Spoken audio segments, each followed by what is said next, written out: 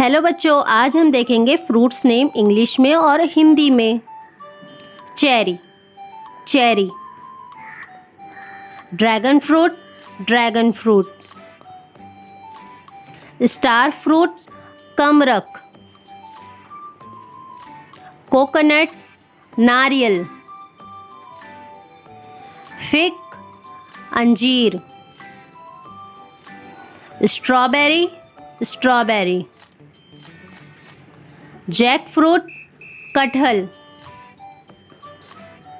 Pomegranate, अनार। Guava, अमरूद। Gooseberry, आंवला। पियर, नाशपाती।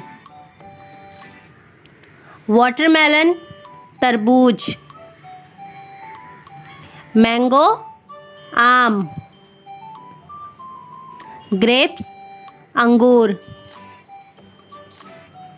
ऑरेंज, संतरा। पाइनएप्पल, अनानास। पपाया, पपीता। बनाना, केला। एप्पल, सेब। If you like my video, please like, share and subscribe.